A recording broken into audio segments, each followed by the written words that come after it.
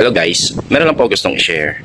Meron pong isa sa mga nag-comment sa atin pong mga pinapost na video ang meron pong kakaibang paniniwala. Bihira kasi yung mga ganito na nagko-comment sa aking mga video. Kaya nais ko po sanang ipaglingkod po sa inyo ito. Ang sabi niya po ay ganito. Ang totoo niyan, si Jesus ay anak ng Diyos bilang tao. Pero kung Diyos yung pinag-uusapan, siya yung amang Diyos. Ibig sabihin, yung Diyos Ama pumunta sa mundo at nagkatawang tao at naging si Jesus. Si Jesus, sinasabing siya ang Alpha and Omega, the beginning and the end. Yung Ama, tinutukoy dyan, ibig sabihin, si Jesus ang Ama. Tungkol naman sa pagbabalik, si Jesus, Ama rin na babalik.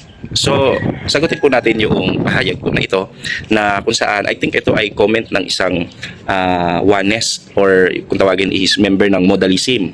Naniniwala na ang Ama, siya rin ang mismong anak at siya rin ang mismong Holy Spirit.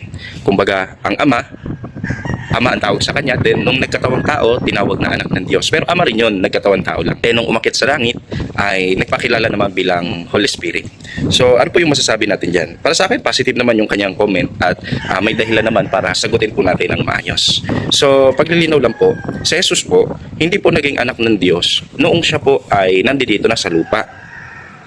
Mababasa natin sa John 3:16 na nung pagsugo pa lamang kay Jesucristo, anak na ang tawag sa kanya. Sabi nga gayon na lamang ang pagsinta ng Diyos sa sanlibutan na ibinigay niya ang kanyang bugtong na anak.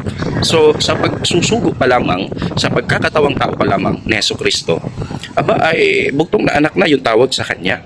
Sabi rin sa aklat ng Galacia na nung dumating ang kapanahunan ay isinugo ng Diyos ang kanyang anak na ipinanganak ng isang babae na ipinanganak sa ilalim ng kautusan. Sa makatwid, bago pa siya ipanganak ng isang babae, anak na ng Diyos ang tawag po sa kanya. So maling sabihin na si Kristo tinawag lang na anak ng Diyos sapagkat nagkatawang tao sa lupa. Hindi ho, bago pa siya isugo sa lupa, anak na ng Diyos ang tawag sa kanya. Ikalawa, maling sabihin na ang Diyos Ama mismo ang nagsugo sa kanyang sarili tapos nagkatawang tao. Kagaya ng kanyang argument kasi yung Diyos Ama daw ang nagkatawang tao. Mali ho yun. Bakit? Napakaraming talata sa Biblia ang nagpapatunay na iba ang persona ng Ama, iba ang persona ng Anak. Halimbawa, ang sabi ng Panginoong Jesucristo, hindi ako nag-iisa. Ako at ang Ama na nagsugo sa akin. Dito maliwanag na mali yung paniniwala na si Jesus, siya mismo yung Ama.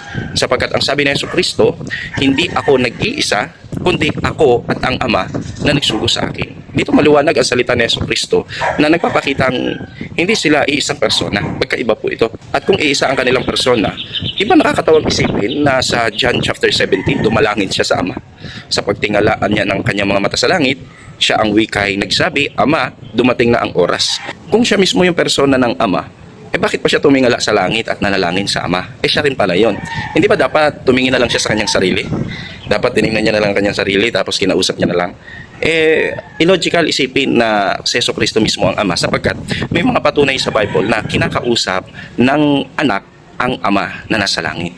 Siya ay tumingala sa langit at ang kanyang wika, Ama, dumating na ang oras. Luwalhatiin mo ang iyong anak upang ikaw ay luwalhatiin ng anak. Kung siya rin pala yun, di parang niloloko niya sarili niya. Paano niya sasabihin luwalhatiin mo ang anak para ikaw naman ay luwalhatiin ng anak?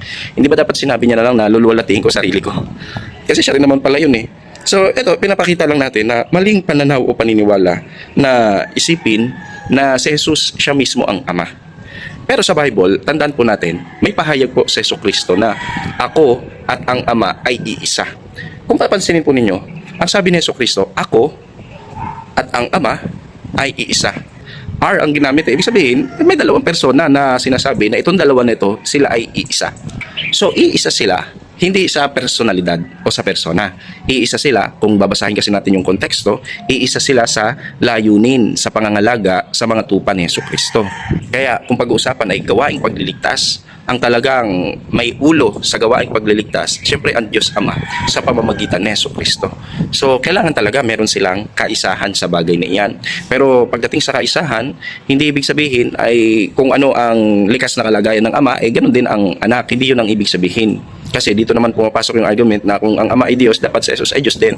Maliw yung kasi may mababasa tayong talata sa Biblia na sinasabing ang kaisahan na ito ng Ama at ng Anak ay kasangkot din po ang mga alagad. So, pinatutunayan po sa Biblia na kung pag-uusapan ay kaisahan, hindi lamang po ang ama at ang anak, kundi maging ang mga alagad.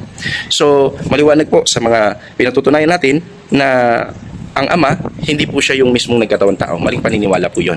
Si Jesucristo ay anak ng Diyos, hindi po siya ang ama. Ang ama, ipinakilala ni Jesucristo bilang iisang Diyos na tunay at siya bilang anak ng Diyos ay Panginoon, manunubos o tagapagligtas.